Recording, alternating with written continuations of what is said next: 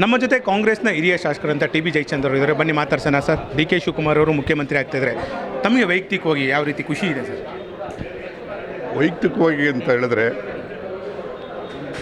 ಬಹುಶಃ ನಾನಿದು 49ನೇ ವರ್ಷ ಕಾಂಗ್ರೆಸ್ನಲ್ಲಿ ಶಾಸಕನಾಗಿ ಈ ದೊಡ್ಡ ಪ್ರಮಾಣದ ಯುನಾನಿಮಿಟಿ ಸರ್ವಾನುಮತದ ತೀರ್ಮಾನಗಳನ್ನಾಗಿರ್ತಕ್ಕಂಥದ್ದನ್ನು ಅತ್ಯಂತ ಸಂತೋಷದಿಂದ ಅದನ್ನು ಸ್ವಾಗತ ಮಾಡುವಂಥ ಸಂದರ್ಭ. ಅತ್ಯಂತ ಪ್ರೀತಿಯಿಂದ ಸೌಹಾರ್ದದಿಂದ ಪಕ್ಷದ ದೃಷ್ಟಿಯನ್ನು ಇಟ್ಟುಕೊಂಡು ಇವತ್ತು ಎಲ್ಲ ನಡವಳಿಕೆ ಕೂಡ ಇವತ್ತು ಎಲ್ಲ ಕಾಂಗ್ರೆಸ್ಸರಿಗೂ ಒಂದು ಹೊಸ ಸಂದೇಶವನ್ನು ಕೊಡ್ತಕ್ಕಂಥ ಒಂದು ನಡವಳಿಕೆಗಳಾಯಿತು.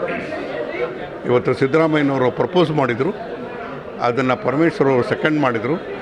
ಮತ್ತು ಸಿದ್ದರಾಮಯ್ಯನವರು ಸಲ್ಲಿಸಿದಂಥ ಸೇವೆ, ವಿರೋಧ ಪಕ್ಷ ನಾಯಕರಾಗಿ ಮುಖ್ಯಮಂತ್ರಿಯಾಗಿ ಅವ್ರು ತಗೊಂಡಂಥ ನಿರ್ಧಾರಗಳು ಎಲ್ಲದೂ ಕೂಡ ಬೆಂಬಲಿಸಿ ದಾಖಲಿಸಿ ಅದು ಕಡಿತದಲ್ಲಿ ಉಳಿತಕ್ಕಂಥ ರೀತಿಯಲ್ಲಿ ಮತ್ತು ಅವರಿಗೆ ಯಾವತ್ತೂ ಕೂಡ ಇವತ್ತು ಒಂದು ಅವರ ಕಾರ್ಯಭಾರವನ್ನು ಮೆಚ್ಚುವಂಥ ರೀತಿಯಲ್ಲಿ ಎಲ್ಲರೂ ಕೂಡ ತೀರ್ಮಾನ ಮಾಡಿ ಒಂದು ನಾವು ನಿರ್ಣಯವನ್ನು ಕೂಡ ಮಾಡಿದ್ದೇವೆ. ಸರ್, ಮುಂದಿನ 2 ವರ್ಷ ಸಿದ್ದರಾಮಯ್ಯ ಅವರ ಒಂದು ಪಾತ್ರ ಹೇಗಿರುತ್ತೆ ಅಂತ, ಈ ಸರ್ಕಾರ ಮಟ್ಟದಲ್ಲಿರ್ಬೋದು ಅಥವಾ ಪಕ್ಷದ ಮಟ್ಟದಲ್ಲಿರ್ಬೋದು, ಹೇಗಿರುತ್ತೆ?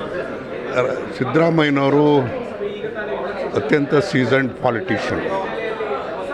ಅವರು ಈಗಾಗಲೇ ಸುಮಾರು 2008ರಿಂದ ಇಲ್ಲಿವರೆಗೂ ಕೂಡ ಕಾಂಗ್ರೆಸ್ ಪಕ್ಷದಲ್ಲಿ ಮಾಡಿದಂಥ ಕಾರ್ಯಭಾರವನ್ನು ನೋಡಿದಾಗ ಪಕ್ಷವನ್ನು 2028ರಲ್ಲಿ ಅತ್ಯಂತವಾಗಿ ಸಮರ್ಥವಾಗಿ ಎದುರಿಸುವಂಥ ಮಟ್ಟಕ್ಕೆ ಪಕ್ಷವನ್ನು ಸಜ್ಜು ಮಾಡೋದಕ್ಕೆ ನೂತನ ಮುಖ್ಯಮಂತ್ರಿಗೆ ಬೆಂಬಲವನ್ನು ನೀಡ್ತಾರೆ.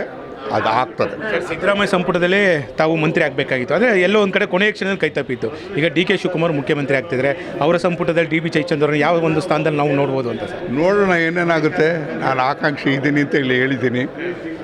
ಇದು ಮತ್ತೊಮ್ಮೆ ಅವಕಾಶ ಸಿಕ್ಕಿದ್ರೆ ಮನವಿ ಮಾಡ್ತೇನೆ. ಮತ್ತೊಂದು ರಾಜಕೀಯ ಪಡಸಾಲೆ ಚರ್ಚೆ ಆಗ್ತಿದೆ, ಟಿ ಬಿ ಜಯಚಂದ್ರ ಸ್ಪೀಕರ್ ಅವಕಾಶ ಸಿಗುತ್ತೆ, ಈ ರೀತಿ ಒಂದು ಚರ್ಚೆಗಳು ಹೋಗ್ತವೆ. ಒಂದು ವೇಳೆ ಸ್ಪೀಕರ್ ಸ್ಥಾನ ಏನಾದರೂ ಸಿಕ್ಕಿದ್ರೆ ಅದನ್ನು ಒಪ್ಕೊಳ್ತೀರಾ? ನನಗೆ ಏನು ಮಾಡ್ತಾರೆ, ಏನಾಗುತ್ತೆ ಏನು ಅಂತ ಗೊತ್ತಿಲ್ಲ. ಎಲ್ಲದೂ ವರಿಷ್ಠರಿಗೆ ಬಿಟ್ಟಿರ್ತಕ್ಕಂಥದ್ದು. Thank you sir, Raj news ಜೊತೆ ಮಾತಾಡೋದಕ್ಕೆ. ಇದಿಷ್ಟು ಕಾಂಗ್ರೆಸ್ನ ಹಿರಿಯ ಶಾಸಕರಂತ ಟಿ ಬಿ ಜಯಚಂದ್ರ ಮತ್ತು ಕ್ಯಾಮ್ರಾಮನ್ ಶ್ರೀನಿವಾಸ್ ಜೊತೆ ಗೋವಿಂದ, ರಾಜ್ ನ್ಯೂಸ್, ಬೆಂಗಳೂರು.